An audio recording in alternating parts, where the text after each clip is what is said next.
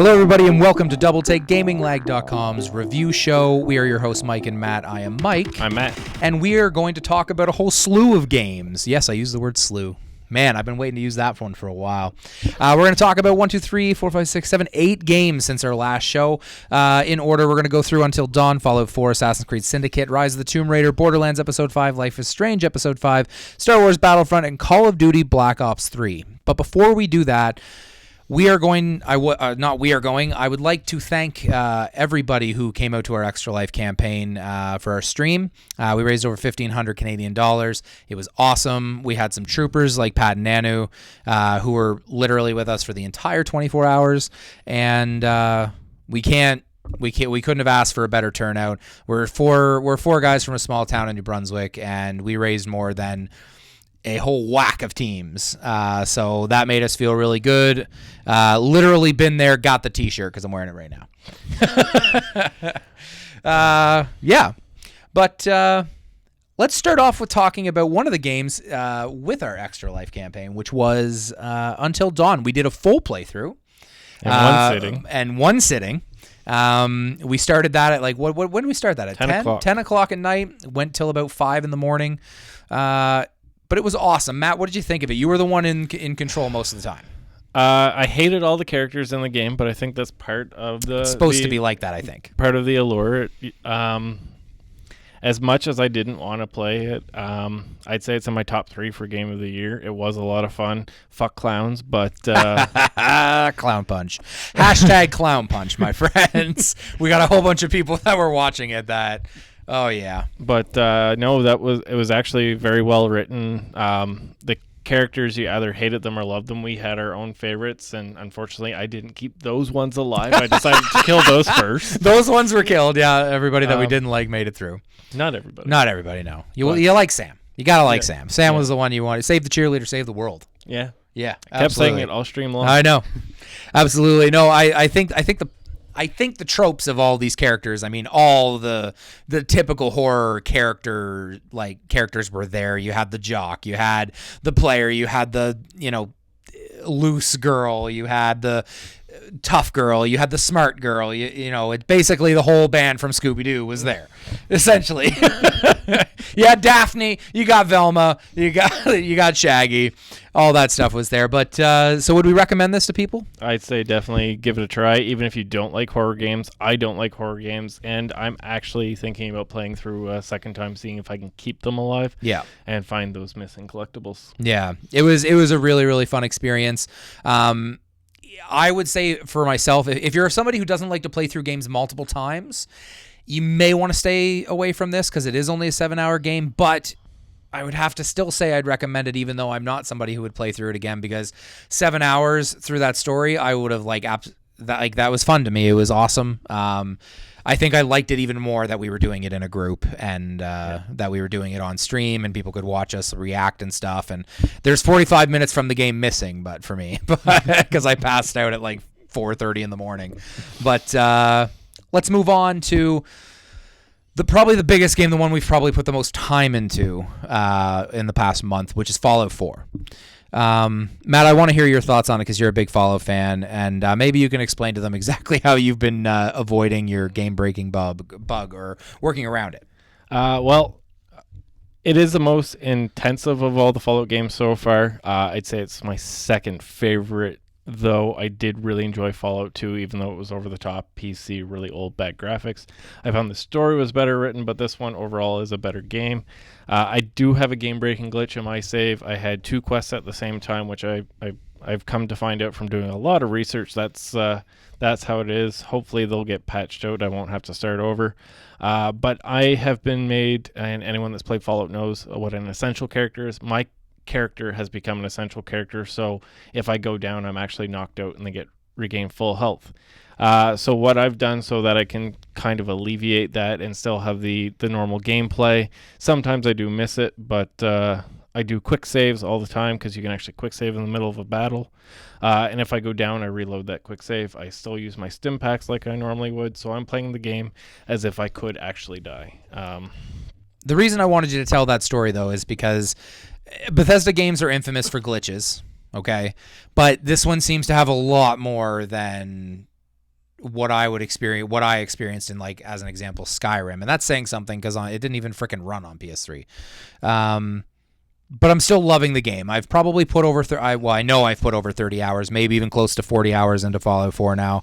I'm getting pretty much close to the end game. I'm getting to that point, though, that I'm pretty much done with the game, so I'm actually just doing main story quests to finish the story. And then I will probably just maybe do a couple extra things, but then I'm going to be done, I think, because that's not how I play games. Anybody who knows me, I play games through once. I do some of the side stuff, not all of it. Just because at some point I get bored. I'm not a trophy hunter. I'm not an achievement hunter. It's not the way I am. But I would still recommend this game because I've never played a Fallout before. But man, this game's environments are, regardless of what people want to call not pretty or the graphics aren't the best and things like that, that doesn't matter. Like, shut the hell up. It doesn't. Graphics. Thunderstorms. That's all I have to say. Yes. The graphics don't even matter. It's the area. Like, there's a very Daisy feel about it, where you're walking through. The first time I was walking by train tracks, all these ghouls popped out of nowhere. No idea how to deal with them. I had like 8 shotgun shells, and my other gun that I had lots of bullets, but it was doing no damage. So it was actually incredibly challenging to get to the point that I'm at now, which is nothing can stop me. I bulldoze through everything. Yeah, but I recommend, yeah? Yeah, definitely. Obviously. Definitely recommend, even for those people that haven't played Fallout. Yeah. If you're iffy because of reading about all the glitches, as much as I keep saying I don't want to talk about it, wait for the Black Friday deals on it, or even wait till early in the new year. It will take a price drop. So. And by then you'll also have some patches and stuff, because they're obviously going to have some content patches to make it a little bit less buggy and glitchy and stuff like that. But as we like to say, keep quick save in your DPS rotation and you should be fine. Let's move on, Matt. This is all going to be you, Assassin's Creed Syndicate. I only played about 20 minutes of this with Bloodshot Eyes, so I have no idea how good this game is or what it is. How'd you like it? Assassin's Creed Syndicate, I'm about 3/4 of the way through the main story. I've been trying to rush through because Fallout Tomb Raider, we had our charity stream and everything in there in between. But out of Assassin's Creed games, it's definitely number 3 for all time. First, of course, being Black Flag. Second being Assassin's Creed 2. A little bit reversed, but yes. First 2, as he said, but they fixed all the problems from Unity. I'm not getting any frame rate issues. As with any of the wall running, though, every once in a while you will get that little bit of stuck, but they seem to have done that much better than they have in the past. It is the year of the grappling hook. Everyone gets a grappling hook, but the grappling hook is, even though it's back then, they didn't have pneumatic grappling guns and stuff like that. Instead of it just shooting you up to the top, you actually have to run up the side of the building with it, and it kind of has a crank that you're cranking up with it, so that was nice. Having Dr. Jekyll and Mr. Hyde, having Jack the Ripper, this is the perfect era for an Assassin's Creed game. If you're not a fan, this would be the one to get into it if you haven't in the past. Actually, Black Flag would be the one if you haven't been in the past. Yeah. But for the assassin type game, it is. And I can't give it a thumbs up because not everyone would enjoy it. But sideways some for sure. I think the problem with any Assassin's Creed game now is there's so many of them. They come out every year. They're annualized. But unlike something like Call of Duty, where nobody can argue with the mechanics of Call of Duty, they are seamless, they are perfect, the gameplay is actually very good. Assassin's Creed has never done the gameplay all that well. They just have a really beautiful world that is realized through whatever team does it. For a hack and slash, it has gotten much better with the game mechanics. I'm glad to hear that. It's not just, I'm going to counterattack. That doesn't work anymore. So they have fixed a lot of that as well. So we'll say, I guess we'll say, if you're somebody who has never played Assassin's Creed, this is the one to jump in on. If you're somebody who has been away from Assassin's Creed for a while, this is the one to jump in on. And if you're an Assassin's Creed fan, you already have it. Yeah. Simple as that. Moving on, Rise of the Tomb Raider. This is all going to be me because I played through that game, and oh my God, it is so fucking good. There's not going to be spoilers. I'm not that much of a dick. I'm not Sam. I am going to give this game a full recommend. This is a very close second for my game of the year so far. First, of course, being Metal Gear Solid 5, and it's going to be almost impossible to topple that game. But Rise of the Tomb Raider, if you liked the first one, this one basically fixes every issue that the first one had, which I didn't think there was too many anyway. But this is better than any Uncharted game, in my opinion. The way that they did the open world, where you have these little hub worlds. I heard it on another podcast, and this is actually the perfect way to describe it. You have these mini open world maps with uncharted tunnels that connect each one of them. Because as you move between every hub, that's when it's a linear, cutscene, narrative-driven story with explosions, and it's so good. I can't recommend this game enough, and I wrote actually a post about it because not enough people are going to play this, at least until next year, because it came out the same day as Fallout, which is a huge fucking blunder on Microsoft's part. This game is better than Fallout, in my opinion. Everybody should have this game. Go play it. It is I could talk about that game. I love those games. I love Uncharted-like games that are just narrative driven, and this one like hits every checkbox that you could possibly want. It hits. Simple as that. Yeah. It still amazes me every time you say that it's better than Uncharted. I know. I can't. Man, it's so good. Borderlands Episode 5. Matt, that's you. So they finally completed Tales of the Borderlands. It has been out for a couple weeks now. Game of Thrones had me turned off, but Tales of the Borderlands brought me right back into Telltale. And even though it's an episodic game, the story in it is just so good. How everything plays together, the story, what everything's happening. It's so hard not to talk about it without giving spoilers. I'm listening to you, and it's making me so happy because you're just like, how do I beat around every bush on the way to telling people that it's good? It's good stuff. So the guy that has you kidnapped is finally revealed, and my God, that actually surprised the hell out of me. Turning your back on past characters. I mean, for me, even though it's an episodic game, and it's paining me because the next one that I'm going to talk about is Life is Strange. Tales from the Borderlands could very easily win Game of the Year. I'm so torn between about 3 different games right now. So, but Tales from the Borderlands is probably the best episodic game of the entire year. Must buy. I think some of the companies even have it for like half price right now. So yeah. Well, now that the season's out too, you can get the season pass, play through the whole thing in one sitting if you want to in about 5 or 6 hours. But why? No, each episode's about 3 hours this time. Oh wow. Yeah, much longer. So about 12 hours. Why don't you move right into Life is Strange then? Because you're the person who plays episodic games. Life is Strange had so much promise and everything. The last episode is lacking compared to the first 4. The rewinding of time is starting to get old for me. The twist, I mean, it was revealed at the end of episode 4. I saw it coming. It wasn't as good. It wasn't as much as the game built it up to be. Would you recommend it at least for people to play, or is it too many episodes that by the end of it people are just going to be like, no, that it's not good? Come January, when you can buy everything in a box set for cheaper than what the season pass is, yes. Buy it then. Okay. All through it, I was saying buy the season pass. If you bought it based off my recommendation, which I doubt you did, I'm sorry for how the end of it lets you down, but the build up to it was enough. Oh, it's not your fault if they didn't have it. It seems to me like it has a Game of Thrones like actual like the TV shows where they have the climax, and the best part of the whole story is the episode before the end, because every time you watch a Game of Thrones, episode 8 and 9 are typically amazing, and then 10 is just wrapping everything up. Yeah, let's move on to Star Wars fucking Battlefront. Yeah, I know you don't play those games. That's all online. Me and Josh have been playing it. I do not understand the hate that this game is getting. I do not understand it. I don't understand how people are saying it's not deep. You guys are fucking insane. It has it has twice as many modes as the original Battlefront, at least as far as what my memory serves. It has more unlockables, more options.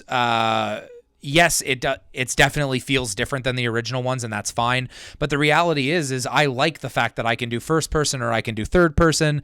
And you people talking about space battles and stuff, newsflash, the space battles were not fun. The only part of the space battles that were fun were flying around in the spaceships, and they have a fucking mode dedicated to that makes you feel like the goddamn Red Baron. So I don't understand why this game's getting so much hate. No, it is not perfect. It doesn't have a single player or anything like that. It doesn't allow you to play the classic battles from Star Wars and stuff like the original, at least similar to the original Battlefront did. But the gameplay is fun. The modes are awesome. Walker Assault's really fun. Fighter Squadron's really fun. Supremacy is the one that most people play. That's basically like capture points back and forth. I don't understand why people are giving it such shit, and this is not something that I normally agree with, but I actually think that IGN did the best and the most fair review, which is normally something that I don't say. But people are scoring this way too low, probably because the hype behind it was too high. But people are crazy if they think. I recommend this game to any Star Wars fan, to any first-person shooter fan, to any third-person shooter fan, and to anybody who just wants to have. This is the way that I would like to see multiplayer-only games release. I don't want to see 4 maps with 2 modes and this many characters. This game has 9 modes, 20 maps, and they're gonna be close to like 40 maps by the time all the DLC is done from the season pass. So it's awesome. It's fun. It feels, sounds, and looks all Star Wars. That's what you want from a Battlefront game. I don't understand why people are giving it such shit. It's fun. Simple as that. I only give it a want because I hate PvP. I know. And the reality, and I understand that. For people who don't want to play online and stuff, obviously don't get this game. But all you people that are playing it and giving it shit because, oh, it's not as good as the original Battlefront, go back and play the original Battlefront. Then come back and play this one and tell me how much. It's not that good. Like Battlefront, if you go back, it doesn't age that well, and it was only Battlefront 2 that had the space battles, and they're not that fun. What I would like to see them implement is one new mode, which is a rush version from their Battlefield games, which is fun, but I would like to see it start off in a rush mode of Fighter Squadron, then you go down into the atmosphere and rush this, and then you do Walker Assault or whatever, all mashed into one mode. I think that'd be very cool. But that's it. Buy it. Last but not least, Call of Duty Black Ops 3. Now, we've both played this. We've both played it. We've talked about it a lot, but this is our review show, so we must talk about it again. Yes. We played it on our Extra Life stream. We played through the entire campaign again, and holy crap, what a long campaign that was. That was about a 10-hour Call of Duty campaign, and I have no idea what happened in it. No, I have no clue. You went to Narnia at some point. You have, like, dreams of random people talking to you. You burn thorns, and you get powers, I guess. Yeah, that's all I can really think that's of. all Okay, Call of Duty. I'm going to sum it up in a nutshell. Call of Duty. Amazing mechanics and fundamental gameplay. Awesome. The parkour in the game is actually better than most games parkour, especially for a first-person shooter. Story makes absolutely no sense. Apparently Zombies is really, really good. Sam played it for a little bit. And multiplayer is apparently really, really good. I would have loved to try multiplayer just because of the parkour and stuff, although I still would have gotten annihilated in it. But the commercials for Call of Duty are awesome. Yeah. That Have you met sums it Steve? up. Oh, you don't know Steve? What's his name or whatever in that commercial is the best. That's the reason you should buy Call of Duty. Buy it because of the commercial. Oh, you don't know Steve? Oh, Steve's a bad man. It's just some like chubby guy with dual pistols running on walls and shit. Oh man, best commercial ever. Do you have anything to add to that? Like, not really, eh? Not really. We're not giant COD fans, we have to be honest, but if you're a Call of Duty player, I would probably recommend it because it's the most jam-packed Call of Duty I've seen in a long time. Probably since like Modern Warfare 2. Yeah, and if you're looking for a Call of Duty with a story, it's not Advanced Warfare. Yeah. Yeah. It's the campaign, regardless of what a train wreck it is and how you're never going to understand it, it takes a long time to complete. So at least it's not like a game like Halo 5, which is Oh yeah, Halo 5. I didn't talk about that at all. Do we really want to? No, yeah. It's not like Halo 5, which you're done in 4 hours. So, yeah, I would probably recommend it for COD players and first-person shooter players alike. But the reality is it's kind of hard to talk about Call of Duty games because people who buy Call of Duty games already fucking have Call of Duty. Yeah. Nobody extra buys it every year. In fact, just less and less people. I think that's it. Well, let's wrap it up and do some plugs. If you want to follow me on Twitter, I am at Chouse. If you want to follow Matt, at ManW_the_Beard. And if you want to follow us as a collective group, which includes the other 2 idiots that are normally with us, we are at Gaming Lag, 2Gs and Lag. Quick housekeeping notes. We have a forums now, gaminglagforums.com. Please use them. We want to try and build that community as a positive community. A place where people can go and talk about any video games they want. Find people who are going to be playing. I already found a couple people who are going to be getting Xenoblade Chronicles X, which I'll talk about on the next show. Really, really looking for that forums to grow and stuff. Yeah, so please go there, make an account, and start posting some stuff, whether it's some funny memes. One word of warning, though, we are moderating it. There are 7 moderators, I think, in total. 6. 6 moderators in total. I don't care if you swear. I don't care if you do anything like that. Anything negative towards another individual, anything mean or inappropriate pictures, things like that, that's all going to be done, and it'll be a ban. It'll be as simple as that. It's going to be a positive gaming community for everybody. Safe for work. Safe for work. Absolutely. The whole thing. That good? That's good. Okay, that's good. Join us next month when we talk about Xenoblade Chronicles X. And what are you going to be playing this month? Just Cause 3 will be coming out. Just Cause 3, yep.